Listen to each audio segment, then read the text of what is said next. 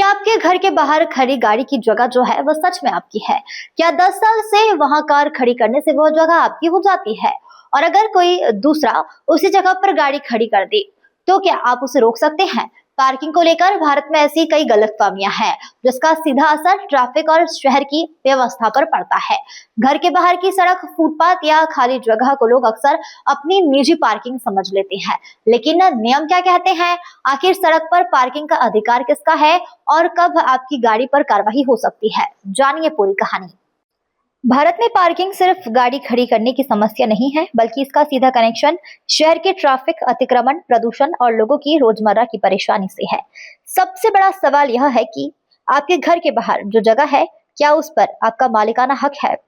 आमतौर पर लोगों की धारणा होती है कि घर के सामने की जगह उनकी है।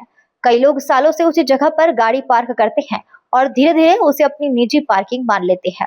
लेकिन लंबे समय तक किसी सार्वजनिक जगह का इस्तेमाल करने पर से निजी मालिकाना हक पैदा नहीं हो जाता। यानी अगर आपके घर के बाहर सड़क या सार्वजनिक क्षेत्र है, तो सिर्फ इसलिए कि आपका घर उसके सामने है, वह जमीन आपकी निजी संपत्ति नहीं हो जाती।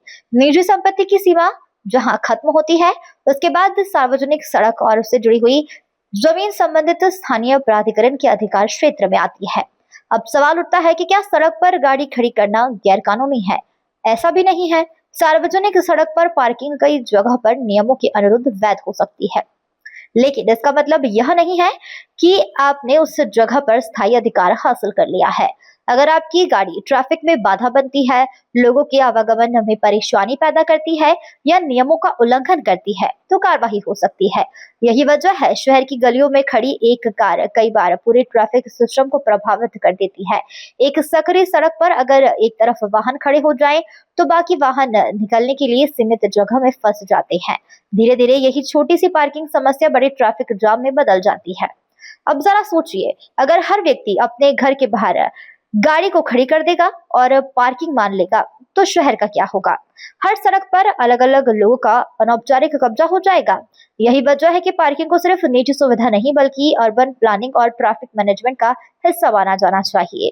नियमों का मकसद लोगों का परेशान करना नहीं, बल्कि यह सुनिश्चित करना है कि सड़क पर यातायात चलता रहे, एम्बुलेंस, फायर ब्रिगेड जैसे आपातकालीन वाहन बिना रुकावट निकल सके।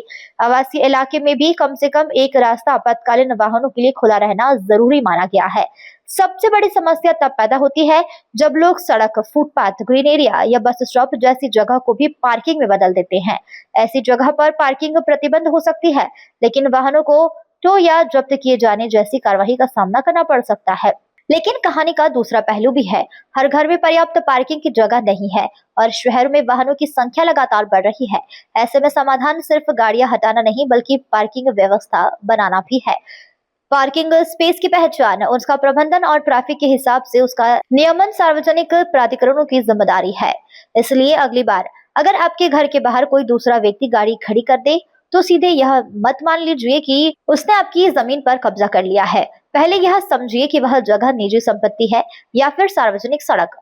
अगर वह सार्वजनिक जगह है, तो उसके इस्तेमाल के लिए नियम भी सार्वजनिक होंगे। और सबसे जरूरी बात, अगर आप नई कार खरीद रहे हैं, तो सिर्फ कार खरीदने की क्षमता नहीं, उसे व्यवस्थित तरीके से पार्क करने की व्यवस्था के बारे में भी सोचिए, क्योंकि एक कार आपके लिए सुविधा हो सकती है, लेकिन वही कार अगर सड़क रोक दे, तो दूसरे लोगों के लिए परेशानी बन सकती है।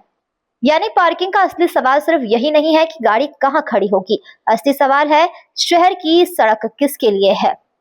एक व्यक्ति की सुविधा के लिए या सबके आवागमन के लिए?